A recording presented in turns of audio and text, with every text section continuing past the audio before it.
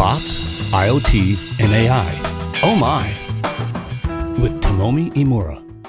So, and today I'm going to talk about conversational interface with JavaScript.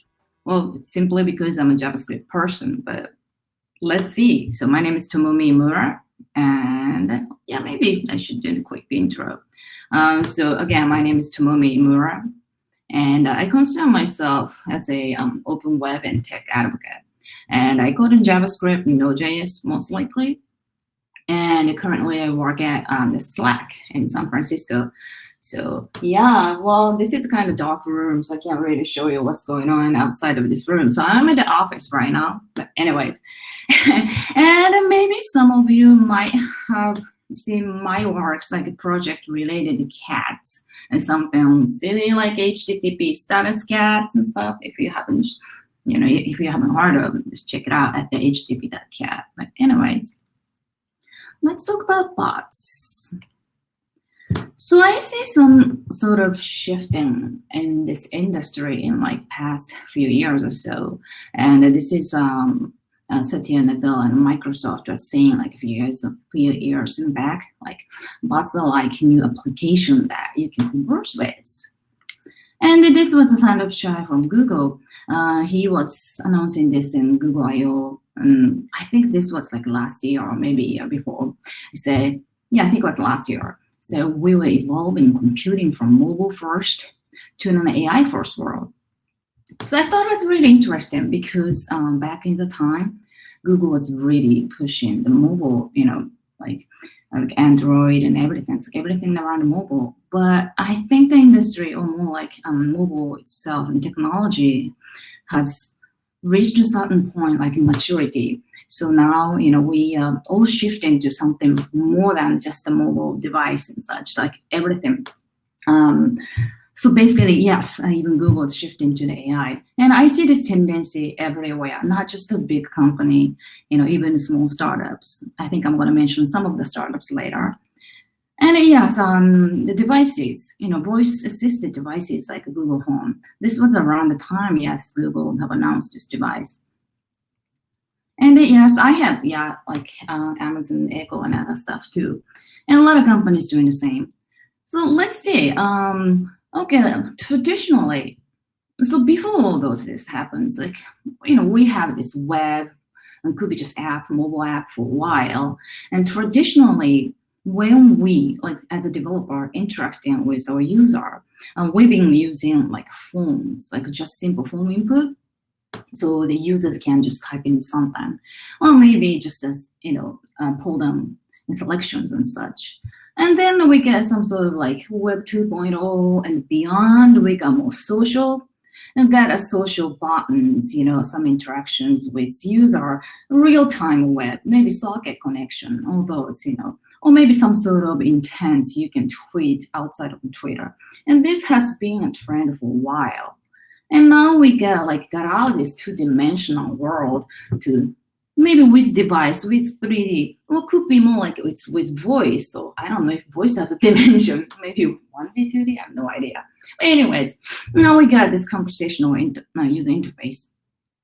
In case of Siri and Alexa, and there are so many other competitors out there too that has a voice assistant devices. Could be wearable, like a watch phone, and could be something that you put in your living room. You can ask, about restaurants and weather.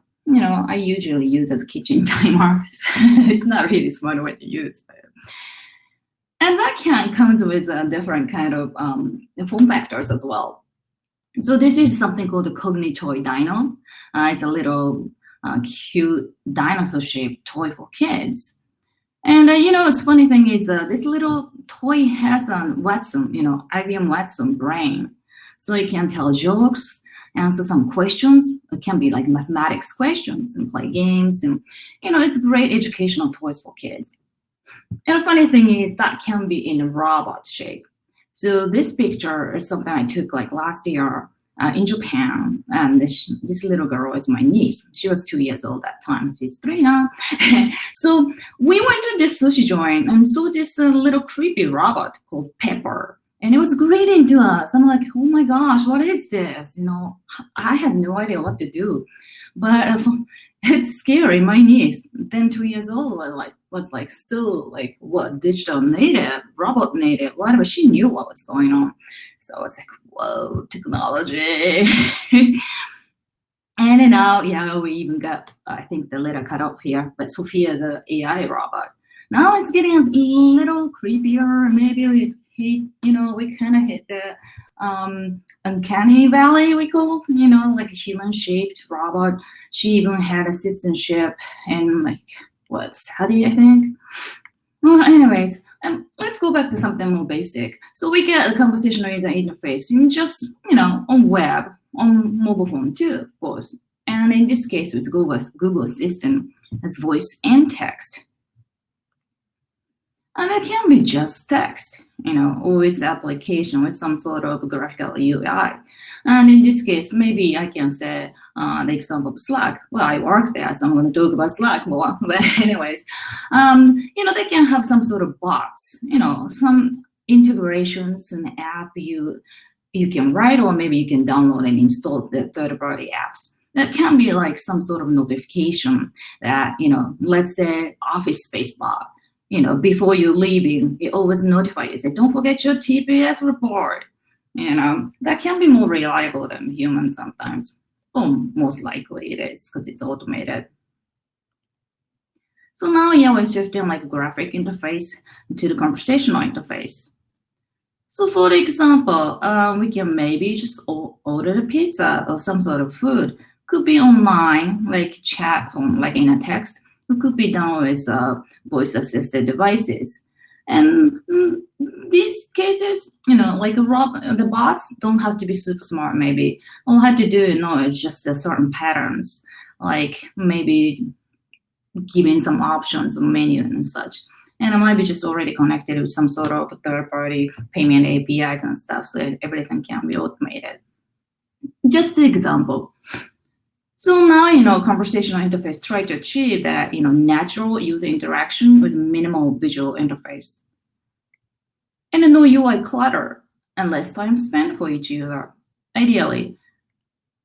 So another case is maybe just simple conversation going on between two people. And when the bot detected some street address, maybe try to suggest a ride and get them some rideshare service and such. That's another example that can be done. It's already there, actually. And when I say no UI or no UI clutter, of course, it doesn't mean zero user interface. In this case, this is an Alexa UX, and they have something called the voice Chrome and on the device. And you've seen this if you have one of those. So basically, user can always know, user can tell what's going on. When a device is listening, when device speaking, there are so many other like visual notifications. And I took this animation from the developer at Amazon.com. So we know when it's listening, when when it's working. Well, now even when it's done. Because before I had no idea when AWS was done, and it just purely failed. But now I think they did. They updated, so I get some different kind of color. I forgot what's yellow or something. Anyways, that's actually getting better. So the conversational interface is intuitive, accessible, and productive. Okay, so now I'm shifting a little bit towards the more technical slide. Let me talk about some messaging platforms here. So yes, we got Slack and Facebook Messenger and Telegram, WeChat, and all those examples out there. I don't really consider them as like a competing like products and such. Many times it has seen different use cases, and you want to use Slack for work, and maybe Facebook Messenger for if it's a business. Maybe you want to target like broader audiences and such. Or it could be just more social aspect to the friends and stuff. So it really depends on what you want to do and pick your platform. In the case of Slack, yes, we got messaging and bots and applications you can write or you can install. And the idea is we get all the productivity like hub kind of sort of in one place. So you can just, work without leaving the Slack client. That's like ideally what we try to do. And I'm not going to talk too much about Slack today, but oftentimes since I work there, a lot of people ask me, say, so what kind of Slack bot do we have? And so I'm going to just tell you a little bit here. So for engineers, like when I push code and stuff, so get stage chicken, deploy chickens, kind of cute little robots. We always know what's going on with deployment. So when we push, merge some code, and if somebody else deployed it, it notifies for me. So I know my code is live. Or it could be in a Jira bot. Somebody have filed a bug, and you can get updates. That's quite handy. And it's something like we wrote. Lunch Train is written by my colleague Rod, and this is basically more social aspect in a workspace. Like you can ask your colleagues for lunch or coffee, or something more silly, but it's like no code required and stuff like that. Something like flipping table bot. It's funny. If somebody's upset and flipping table means this, cute little ASCII character here, and Slackbot fixes that table for you and tells you, please respect tables. I know it's silly, but it's fun.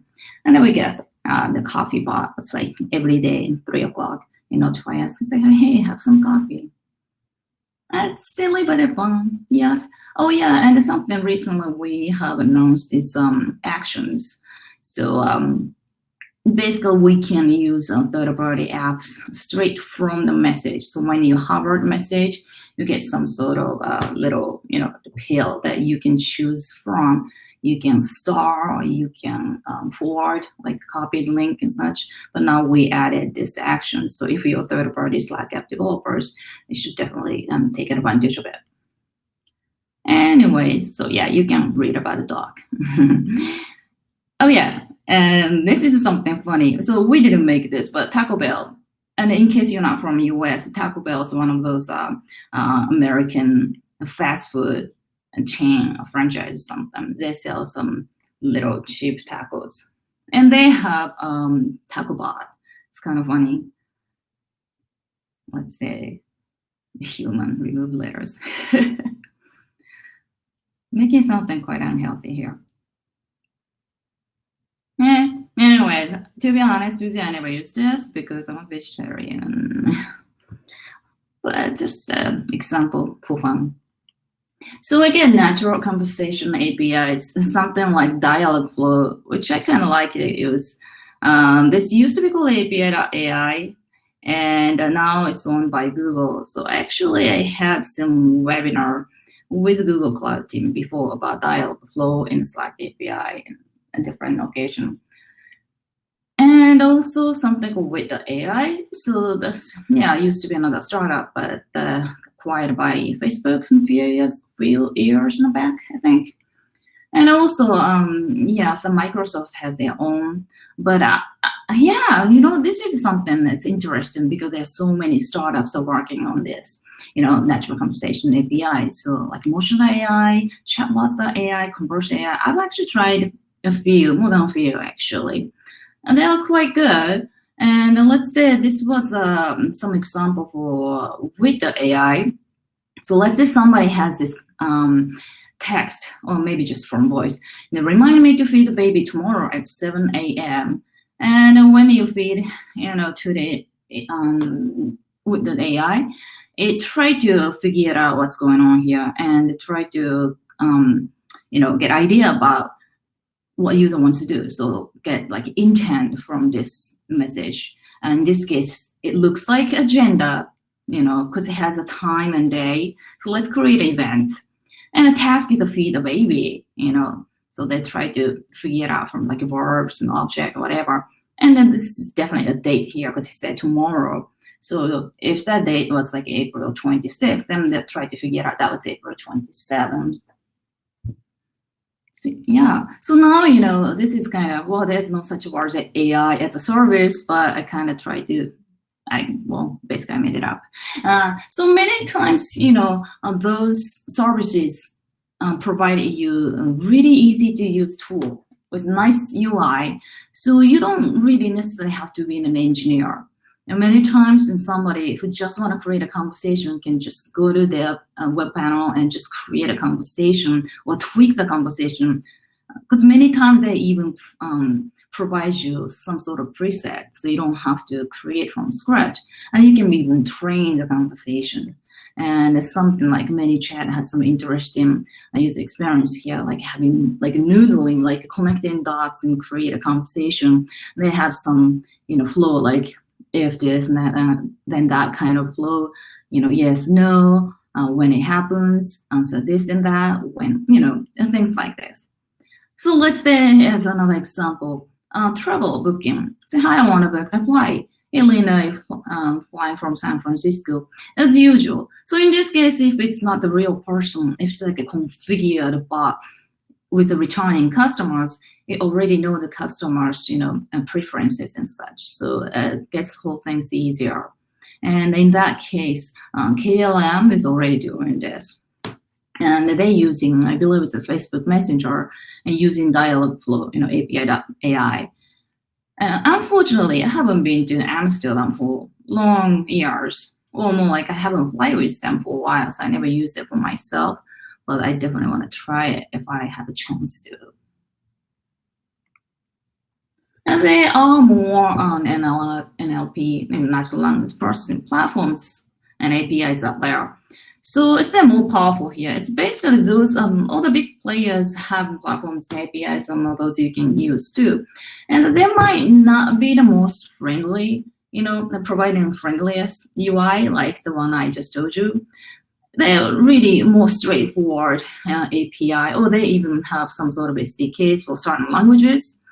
But they offer so many more things. And I'm going to talk a little bit about like Watson later. So many times we use this with slightly different use cases too. And it doesn't necessarily mean just creating artificial conversation, maybe doing some more like analysis and all other things, could be in a translation. So it comes with so many other APIs with those services.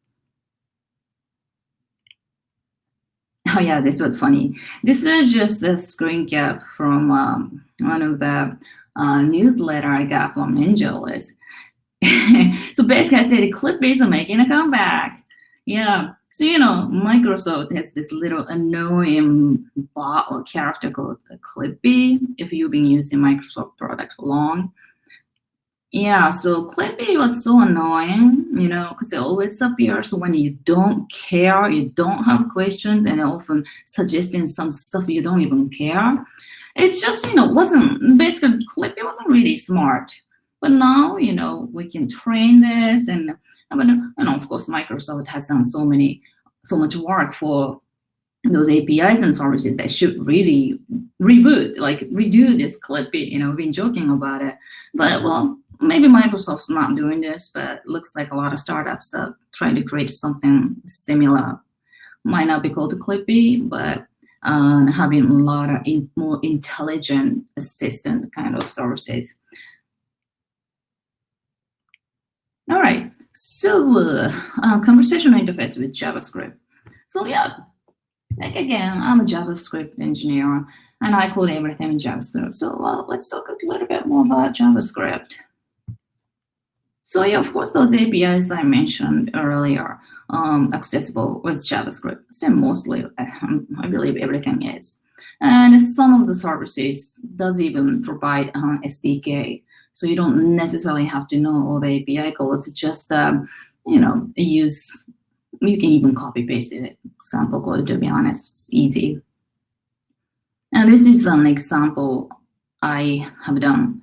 So I'm using Dialogflow here. Oh, it's a Facebook Messenger. So I made this little toy bot. It's actually live somewhere. And well, people can just have some small chat. It's nothing smart because I didn't really configure, or I didn't even bother training this. But maybe say just hi, hello, and replied, hello, how are you doing? Then my bot said, wonderful as always, thanks for asking. And he even had answered some weather forecast. It's simple.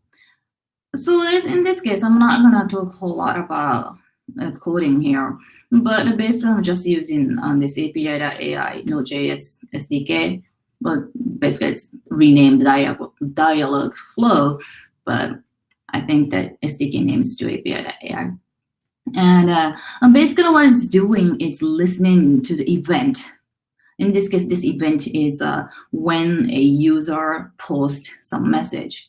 So when message is posted, this event is fired, you can just take this text from the user and just send it to this API and just grab it. So once it's successfully done, like API call is done, you get reply text. Basically that's like artificial conversation reply, so you can just post it back to this messenger. And this is how it look like in Dialogflow web page. So yes, many times you don't really have to do anything.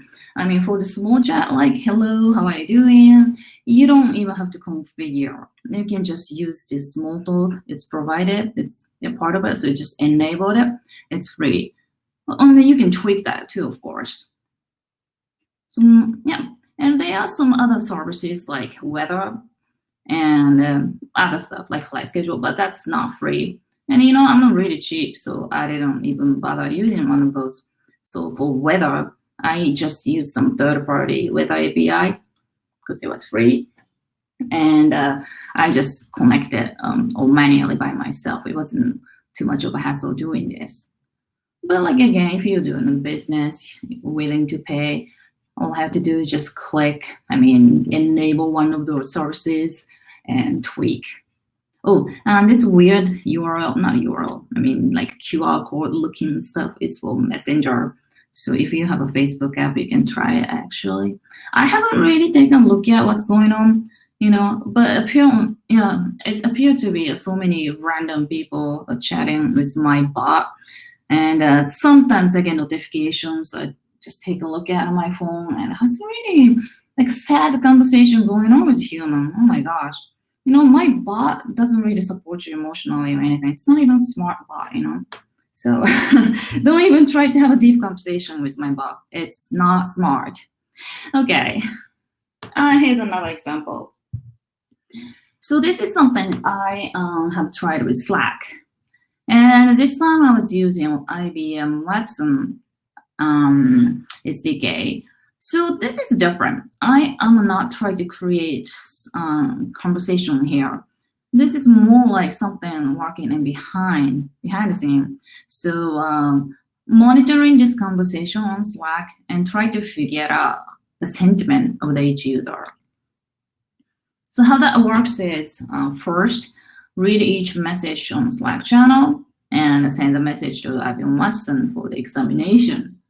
And then if the likelihood of an emotion is above the given confidence threshold, so this is something you can configure by yourself. Post the most prominent emotion.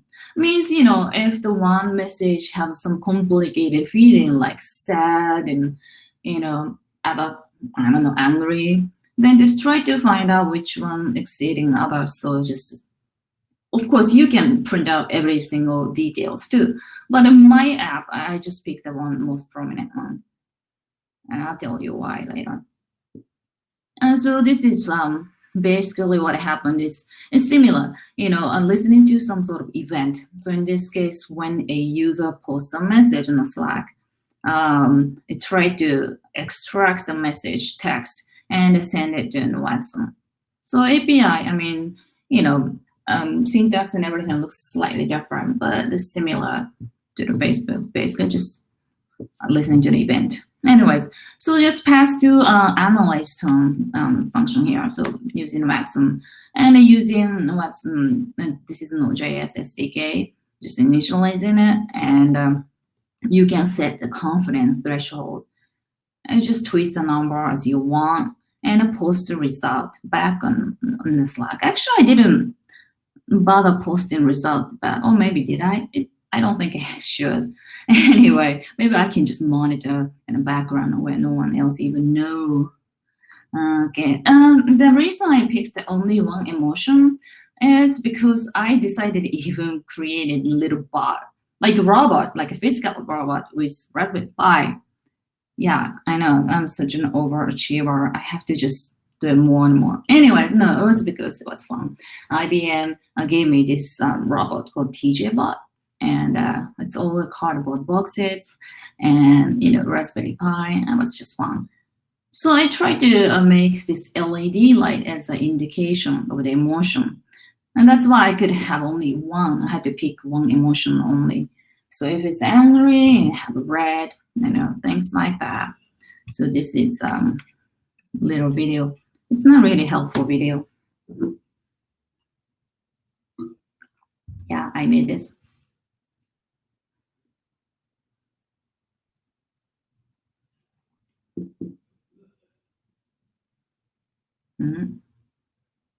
Yellow, well, yeah, I know. This video doesn't really tell you what's going on that much. But anyway, that was the idea. To be honest, I think just reading everybody's conversation behind it's kind of creepy and so not so ethical and stuff. But I just created this demo to just see what we can do. And of course, your job is you have to come up with actual good use case to build useful software here. And in this case, maybe you can apply this technology to see some sort of customer service chatbot. And we detected some angry customers. Maybe we can switch in a real human to deal with the issue. I would say that's the ethical way of creating chatbot, and with even having the AI and everything. Okay, so how about conversational interface with voice in a browser? Okay, so we've been talking about some, consumer, like APIs and services. It's all basically fee-based. But you know what? You can create something. Oh, actually, still use third-party APIs here in my examples. I wouldn't say that. Anyway, sorry. Let's try to create some sort of chatbot in a browser. So this is my little project called Artificial Voice Chat Web App. Well, it doesn't have a really cool name. It's just what it is. So what happens is first a user talks in a browser. Yes, browser does listen to you. And this is voice command as a voice to text operation. Then, well, let's pass this text like a transcribed, message to some third-party NLP here, and create some reply, like artificial reply, like something I did for, Facebook Messenger app earlier. And then browser actually have an ability to convert text to synthetic voice as well. So let's just have browser to speak back to the user. So to do that, we need a web speech API here. And there are two things, speech recognition and speech synthesis. And well, those number 1 and 3, I'm just simply corresponding with my early diagram here. So the second one, I'm not using browser API, it's just a third party. Anyway, so 1 and 3. So, oops. So speech recognition, speech synthesis again. And the speech synthesis is actually, this API is being supported widely already on all modern browsers listed here, like Chrome, Samsung browser, Firefox, Safari, and Microsoft Edge. So they are working fine. However, speech recognition API, it's not quite there yet. So currently only supported by Chromium browsers, Chromium-based. So Chrome, Samsung browser, and Opera are supporting that API. Okay, to use a web speech API and a speech recognition API, well, currently it's still experimental mode, so you have to, so the first code here is doing browser detection, but you probably have to look for this WebKit prefix. And if you've been doing the web development for long, you kind of know the whole backstory about why Chrome's using the name WebKit and stuff. That's a long story. I'm not going to talk whole thing about it, but it's just a tradition, I can say, is to use the word WebKit. Anyways, and then get an instance of speech recognition, the control interface here. And then you can just set some properties, optional properties. And something like recognition.interim result false. If it's true, it gives a result as you speak. I have a few different demos, but let's see. I set it false, just wait until the person finished talking. And there are some method like start, stop, and abort method.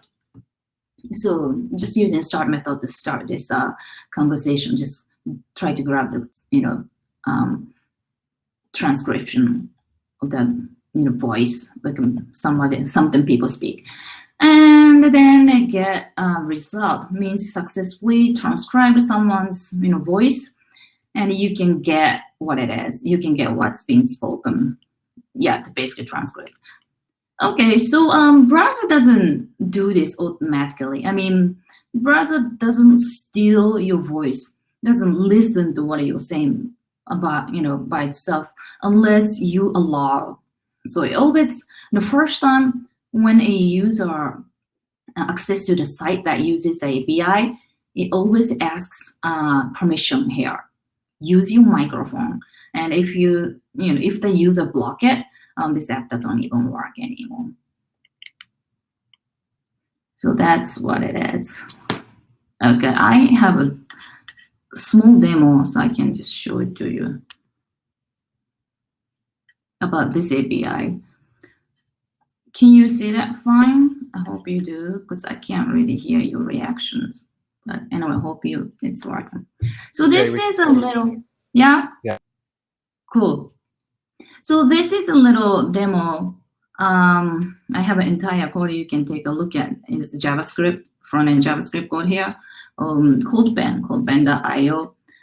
Okay, so, well, I'm going to just play this demo so it's easier to explain. So this is a speech recognition, and I just try it with US English here. And when I click and I talk something, let's say, oops, hold on. Hello, how are you doing? It's not working, hold on. Hello, how are you doing? See, it's working. Hey, this is cool. And it works with other languages too. And you know what? So I speak Japanese. I mean, Japanese is my native tongue actually. So I can try that in Japanese and see how it works. Minna genki? I just say, how are you doing? Pretty much. Yeah, it works fine. It's great. Maybe I can say something longer. サンフランシスコはちょっと寒いけど、みんなのところはどう? Yeah, that's perfect.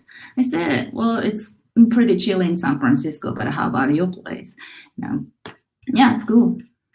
Okay, let's go back to my slide. I have another demo too.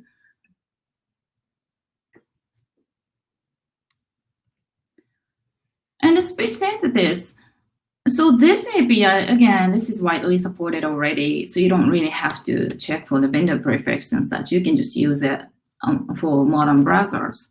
And you can set some, the address.text. So this is a text I want the browser to speak up. And you can set the pitch and language as well. So I can show this demo too. And the same CodePen sample, I have another one. So I have a text pre-filled here. Let me see. Let's see. I'm going to put microphone here. Hello, how are you? Yeah, sounds like a robot, right? I hope you heard it right. And there's a Japanese one too. こんにちは、元気ですか? Yeah, you can just change to anything. Maybe I'm going to try.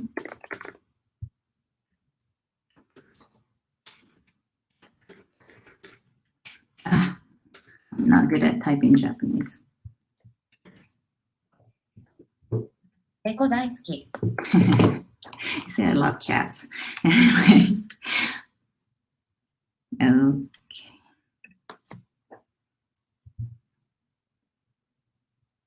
All right. So that's what it was, a speech synthesis API. But you know what? I'm going to do something more fun here. So now I'll get a browser, and I want to just write some server side, like with Node.js. So I'm using API.ai, dialog flow for the artificial conversation again. And I just use API just like I explained earlier, and I get the result, and I put the result back to the browser. So I'm using Socket.io because Socket.io does some sort of like WebSocket, real-time connection in between. So it reflects to the browser right away. So send the text to the browser and have a browser to read, like speak up. So this is a real demo here. Hope it works. So this is like a combination of all those technologies I've been talking about. Okay, I'm gonna put this microphone closer to browser. Okay. Hey, how are you doing? I'm doing very well. Thanks. Cool. I agree. Okay, you agree. It's a nice day today. I didn't get that. Oh, what? Can you say it again? It's 65 degrees in San Francisco, so it's actually not too cold today. Can you say that again? See, I know this bot is not that smart. Like again, I can train this whole conversation to make it more interesting, but anyways. Thank you, bot. Anytime. That's what I'm here for.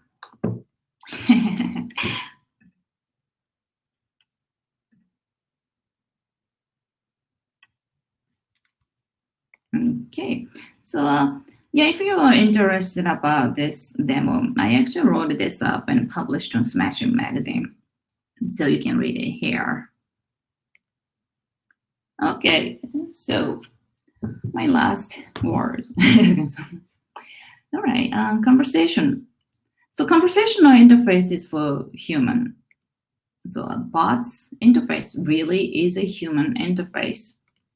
So write a code for machine, but build bots for human. Oops. Okay. So this was actually end of my slide, but you know what? So I'm so like known as a cat person, and many times when I don't use any cat pictures on my slides, people are like, hey, Tomomi, you didn't use any cats. I didn't see any. So you know what? I just decided to add this as my final slide. AI or cats, which will take us over first? So this is my cat, Leia. Silly, but oh well. So thank you so much. And I am a Girly Mac on Twitter, and I have a webpage called girlymac.com. I know this silly handle, I've been using this for like 20 years.